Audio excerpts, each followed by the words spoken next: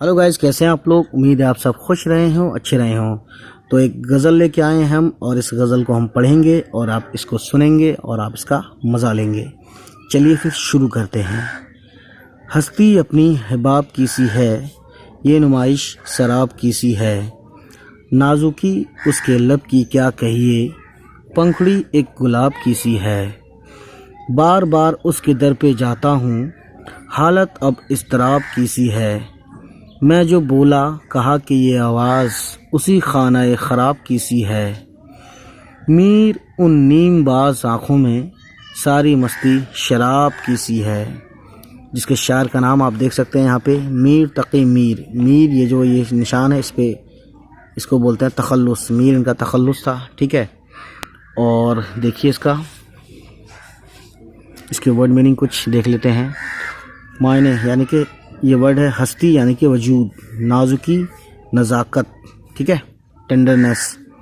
हिबाब बुलबुला, नुमाइश दिखावा या मुराद दुनिया, ठीक है।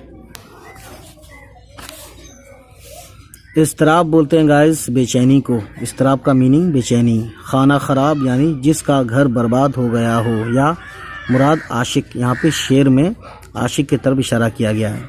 नीमबाज यानी अध खुली, यानी आधा खुली हुई, आधा ओपन और आधा शट, ठीक है। और देखते हैं इसमें क्या है।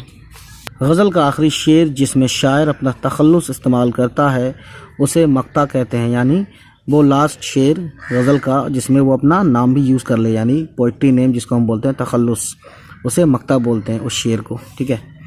तेज़ धूप में रेगिस्तान को देखें तो कुछ दूरी पर पानी चमकता हुआ नज़र आता है।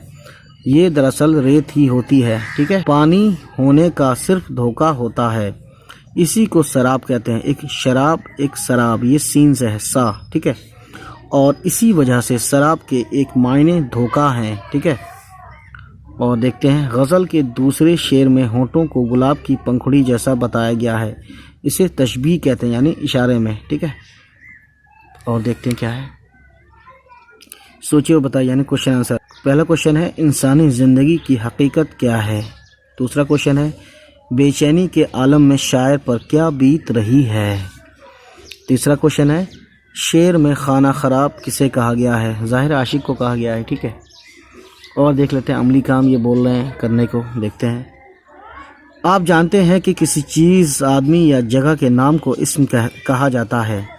मीर की गज़ल में जितने इसमों का इस्तेमाल हुआ है उनकी एक फ़हरिस्त बनाइए, यानी कि लिस्ट बनाइए। फ़हरिस्त मतलब लिस्ट। मीर के कुछ और अशार याद कीजिए, यानी कि आपको मालूम होना चाहिए मीर एक बहुत बड़े शायर हैं, है ना। बहुत ही अजीमुशान शायर माने जाते हैं एक तरह से, आप समझ लीजिए पाया दर्जे के। तो उम्मीद है गाइस ये वीडियो आपको पसंद आई हो, और अगर पसंद आई हो तो प्लीज़ हमारे इस चैनल को सब्सक्राइब करें और हमारी सभी वीडियो उन तक पहुंचाएं जिनको उर्दू अच्छी लगती है या उर्दू की एनसीईआरटी की बुक्स वो पढ़ते हों, ठीक है। चलिए फिर मिलते हैं आपसे फिर किसी वीडियो में। तब तक खुश रहें, आबाद रहें, बाय बाय, टेक केयर।